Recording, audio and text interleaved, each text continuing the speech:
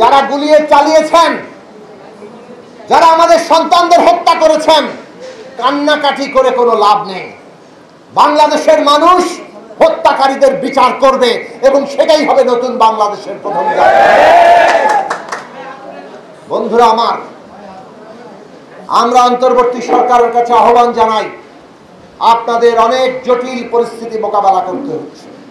পতিত স্বৈরাচার প্রতি মুহূর্তে ষড়যন্ত্র করছে।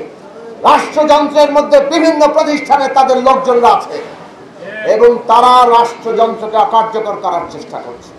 ভয়ঙ্কর রকম চেষ্টা চলছে পুরো অর্থনীতি ধ্বংস করে দেওয়ার, ওই শিল্প কলকারখানা বন্ধ করে দেওয়ার। আজকে আশুলিয়া, সাভার, গাজীপুরে বিভিন্ন শিল্পাঞ্চলে অস্থিরতা দেখছি। শ্রমিকদের আন্দোলন ন্যায্য, তাদের দাবি দেওয়া মেনে নেওয়ার জন্য অন্তর্বর্তী সরকারের কাছে আমরা পদক্ষেপ গ্রহণের আহ্বান জানাই। কিন্তু একই সাথে শ্রমিক ভাই বোনদের আমরা বলি, ওই কারখানা বন্ধ করে দিলে আপনাদের সকলেরই চাকরি হারাতে হবে। কারখানা বন্ধ করে দিলে আজকে বাংলাদেশের অর্থনীতি ধস নামবে, আর তাতেই ওই পতিত স্বৈরাচারী ফ্যাসিস্ট আওয়ামী লীগ এবং তার সমস্ত দোসররা তারা আজকে এতে সফল হবে।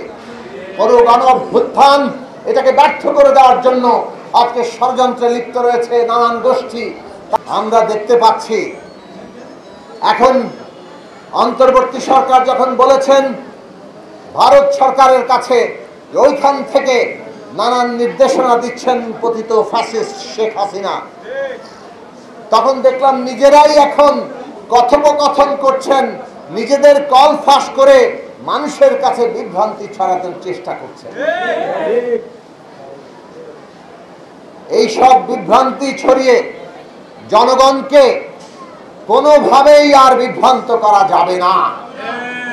নানাভাবে আজকে জনগণের যে দাবি দেওয়া, আমাদের শ্রমিক ভাই বোনদের যে দাবি দেওয়া, সেটা ন্যায্য দাবি দেওয়া, কিন্তু তাদের আন্দোলনকে পুঁজি করে তাদের পাশে দাঁড়াতে হবে।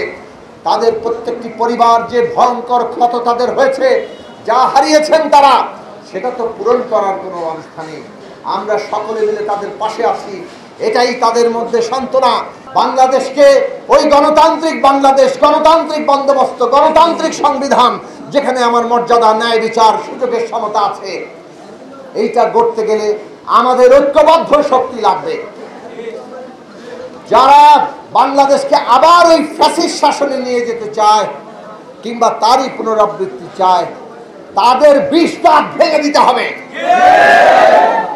নতুন যদি বাংলাদেশ চান, তার নতুন রাজনৈতিক শক্তি দরকার। তারা বিভিন্ন আন্দোলনকে ব্যবহার করতে চায়। আজকে জনগণকে ঐক্যবদ্ধ হতে হবে।